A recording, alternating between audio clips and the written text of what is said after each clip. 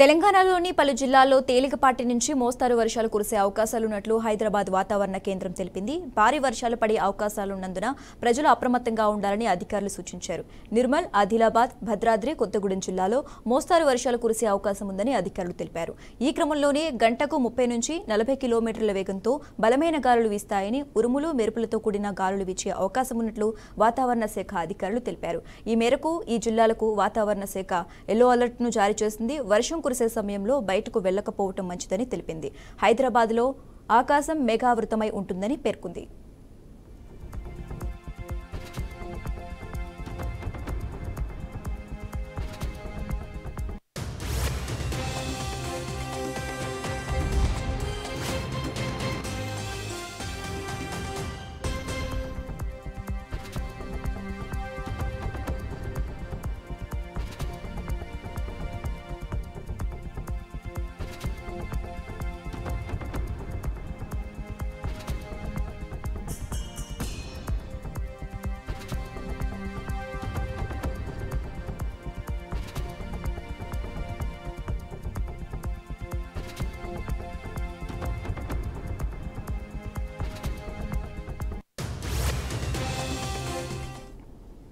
తెలంగాణలోని పలు జిల్లాల్లో తేలికపాటి నుంచి మోస్తారు వర్షాలు కురిసే అవకాశాలున్నట్లు హైదరాబాద్ వాతావరణ కేంద్రం తెలిపింది.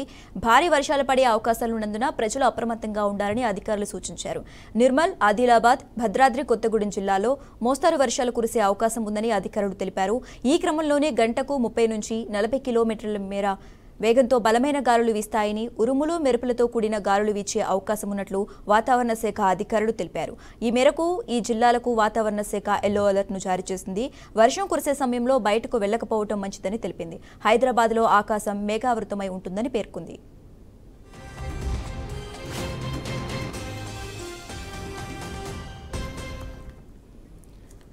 ఇక తెలంగాణ వర్షాలకి సంబంధించి మరింత సమాచారం మా ప్రతినిధి భాస్కర్ ఫోన్ ద్వారా అందిస్తారు. భాస్కర్, గత 3 రోజులుగా ఎడతెరిపి కురుస్తున్న వర్షాలకు ఇప్పటికే తెలంగాణ రాష్ట్ర వ్యాప్తంగా అన్ని జిల్లాల్లో స్థాయికి కావచ్చు కుంటల చెరువులు మొత్తం మట్టల్లో వస్తున్న పరిస్థితి.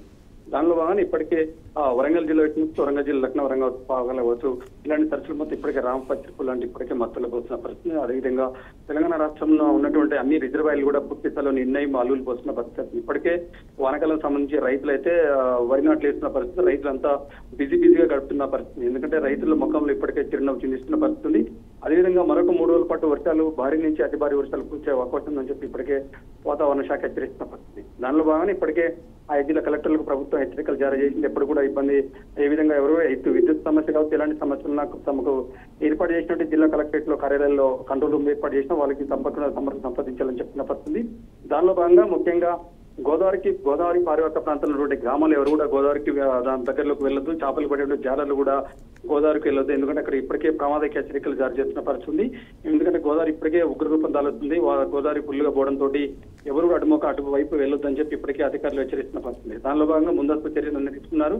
ఇప్పటికే పోలీసు విభాగం కావచ్చు, ఇటు రెవెన్యూ విభాగం కావచ్చు, ఇటు మెడికల్ విభాగం కావచ్చు పూర్తి స్థాయిలో ఎక్కడ కూడా ఇబ్బంది కలగకుండా అన్ని ఏర్పాట్లు చేస్తున్న పరిస్థితి. Okay, right. Thanks for updates Bhaskar.